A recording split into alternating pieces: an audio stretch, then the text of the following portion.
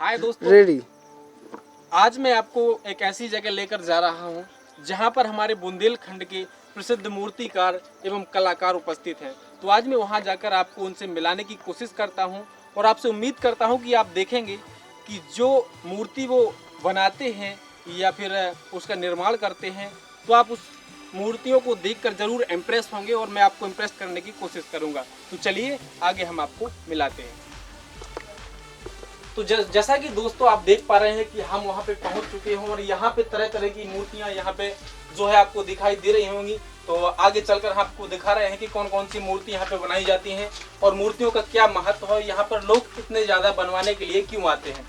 तो आइए हम एक तरफ से आपको मूर्तियों का जो है दर्शन कराते हैं। सबसे पहले आप देखिए माँ दुर्गे की मूर्ति है और इसका जो मतलब बनावट है, सजावट है, जो इसका निर्माण किया है इन्होंने बहुत ही अच्छे ढंग से किया है। बहुत ही सुंदर दृश्य दिखाई दे रहा है। आप देख पा रहे होंगे कि शेर भी किस तरीके से अपनी मूंछों पर ताव दे रहा है। और आगे हम आपको और भी मूर्तियों के दर्शन करा रहे हैं। और हमारे यहाँ पर जो ये पेंटिंग की कला है हमारे महोबा डिस्ट्रिक्ट के आनंदपुरा ग्राम में की जाती है। यहाँ पे आप देख पा रहे होंगे ये कितनी सुंदर मोर का इन्होंने निर्माण किया है। और आगे ये घोड़ा है जिन्होंने बखूबी इनका चित्रण किया है। और चित्रण करने के साथ यहाँ पे देखिए आप कारसदेव महाराज की जो प्रतिमा का इन्होंने दृश्य अद्भुत नज़ारा बनाया है। और उसका कहना मेरे बस की बात नहीं है कि ये कैसे बनाया होगा।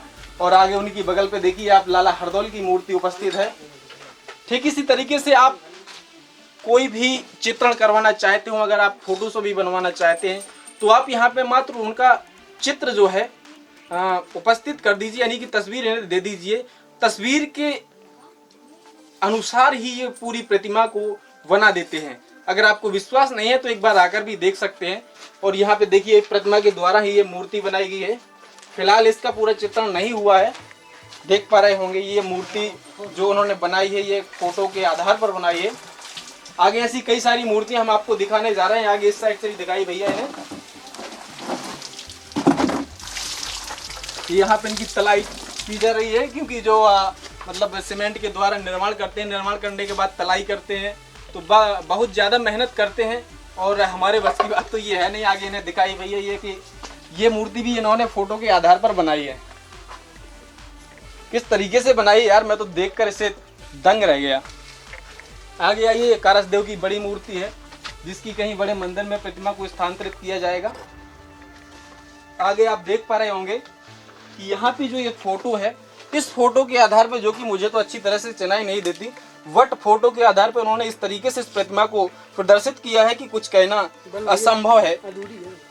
और ये मूर्ति जो अभी बनाई है इन्होंने, ये मैं तो चेहरे से देखकर ही कह सकता हूँ कि बड़ा गजब नज़ारा है। लेकिन यहाँ पे पूरी प्रतिमा अभी बनी नहीं है। आप देख पा रहे होंगे हाथ में कमी है, अभी यहाँ पे पेंटिंग भी नहीं हुई है, बहुत सारी कमियां हैं।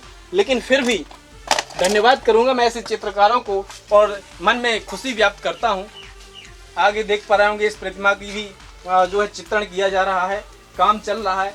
आगे भैया दो रंगे हुए घोड़े हैं, ये भी दिखाइए। क्या अद्भुत दृश्य है और किस तरीके से यहाँ पे चित्रण किया जाता है मूर्तियों का।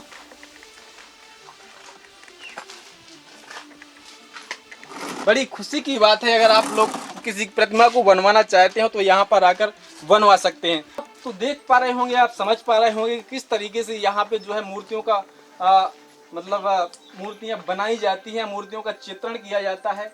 और बहुत सारी मूर्तियाँ हैं और फोटो द्वारा भी बनाई जाती हैं। अगर आप संपर्क करना चाहते हो तो जो आपको स्क्रीन पर नंबर दिखाई दे रहे हैं, इस नंबर से आप कांटेक्ट कर सकते हैं और पूछ सकते हैं कि ये कहाँ पे है। महोबा डिस्ट्रिक्ट यूपी के आनंदपुरा गांव में ये स्थान है। तो दोस्तों अब हम आपको मिलवाने जा रहे हैं यहाँ के मूर्तिकार चित्रकार से। किस तरीके से यहाँ पे ये पेंटिंग करते हैं, किस तरीके से इनके शौक थे और किस तरीके से इन्होंने अपनी मूर्ति में लगन लगाई और किस तरीके से यहाँ पे ये मूर्तियों का चित्र करते हैं। तो चलिए हम आपको उनसे मिलाते हैं। बब्बा जी राम राम। राम राम भैया, राम राम। तो बब्बा जी जो बताओ, क्या आपके यहाँ पे ये कितने दिनों से मूर्तियों की मतलब निर्माण किया जाता है? लगभग 25-30 साल हो गए। अच्छा पहले मैं चित्रकारी में शौकीन था ज़्यादा। अच्छा स्कूल में चित्र बनाते बनाते फिर मैंने मूर्ति स्टार्ट की। अच्छा मूर्ति बनाने लगा और शौक रहा मुझे संगीत का विशेष। संगीत का। अच्छा अच्छा। पेटी बजाना और काव्य का भी शौक था, कविता लिखना, नाटक भी करना। अच्छा, तो कभी मतलब कभी के तरीके से भी आपकी लगन थी कि किस तरीके से गीत लिखना है, किस तरीके से? अच्छा हाँ। कविता भी की, चित्र भी बनाए। अच्छा, फोटो से फोटो बनाई। अच्छा, अब मूर्तियों में आ गया तो मूर्ति से मूर्ति बनती है। अच्छा, फोटो से मूर्ति भी बनाते हैं आप? बनती है। अगर हमने आपको एक फोटो दी कि आपको इस तरीके से ये मूर्ति को मतलब बनाना है तो आप सीमेंट की मूर्ति बना देंगे? बना देंगे। अच्छा, तो बहुत खुशी हुई हमें जानकर। ये सब आपके बनाए हुए ही है ना? जी। अच्छा, पहले आप गाना बजाना भी करते थे? हाँ, गाना रामलीला चलाई, नौटंकी भी चलाई। अच्छा, सब किया।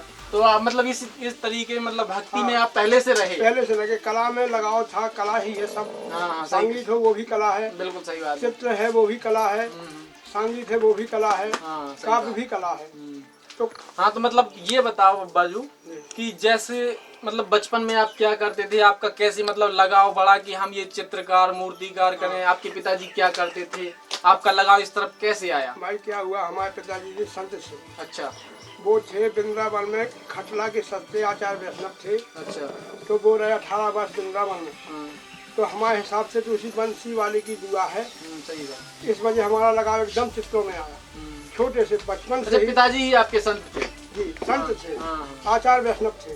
हाँ, खटला के सत्य थे। 18 वर्ष उन्होंने वृंदावन में वास किया, वही भगवान कृष्ण की भक्ति की।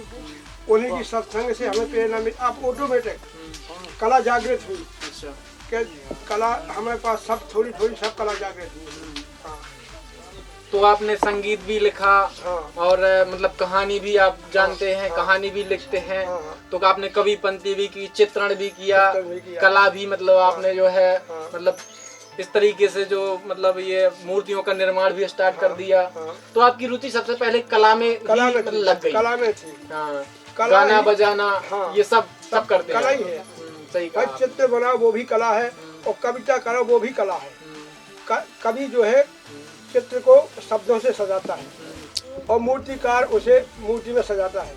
बिल्कुल सही बात है। जैसे कि कोई काव्य हुआ, अगर कोई ऐसा शब्द है जो कि मतलब उस संगीत की पूरी मतलब एक अलंकार की तरीके से मतलब उसकी रचना कर देता है कि बहुत ही सुंदर हो जाता है। एक ही शब्द में अगर पूरा हमारा जो कहानी है या काव्य है उसमें अगर एक शब्द ऐसा मिल गया कि ये बहुत अच्छा, यानी अलंकृत कर दिया उसने पूरी मतलब उसको कहानी को। एक छोटी सी कविता बताऊं।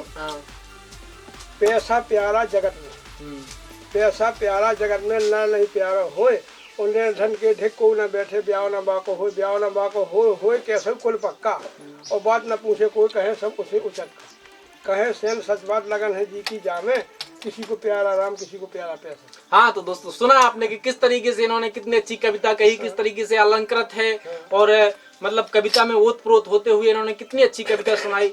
तो इनका जो कविता है सुनने के बाद हमारा दिल प्रफुल्लित हुआ है। इस जमाने में क्या है, हमारे जो औरतें हैं, माता बहनें हैं, इनकी कम कीमत समझती है दुनिया में। ऐसा नहीं है। जिस घर में औरत की पूजा होगी वो घर वैकुंठ बन जाएगा। बिल्कुल सही कहा आपने। चलो एक कविता बता लो छोटी सी। नारी के अपमान से होवे कुल की हान, और को मदद न कर सका दूठ जात भगवान। दूठ जात भगवान द्रौपदी कौरव कुल संहारे, और सीता लंका जात दशानन कुंभकर्ण भटमाए। कहे सेन सच बात मात बन बना दई संसारी, और करो नहीं अपमान मान ये पूजनीय है नारी।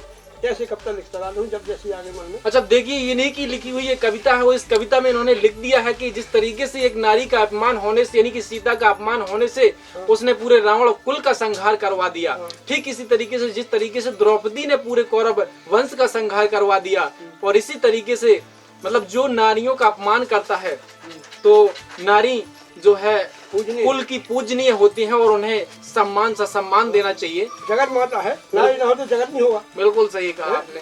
बहुत खुश हुए हम आपसे ये बातें सुनकर। अगर एक आध दो कविता आप और भी कहना चाहते हो तो हमारे दर्शकों को बताइए। देखिए क्या है, इस जमाने में ढोंग वाला जाना है, संत नहीं है, बाबा जाना है। बाबा जो है देखो भेष बनाकर संत का, संत नहीं है, भेष बनाकर संत का करें कपट दिन रात, और राम राम मुख से कहें लगा बैठते घात। लगा बैठते घात कपट से जोरी संपत भारी, और ब्रह्मचारी का करें प्रदर्शन घर में दो दो नारी। कहे से ससबात रखा ले लंबे लंबे केस और देश करो बर्बाद बना के शादी संत का भेष। संत नहीं है।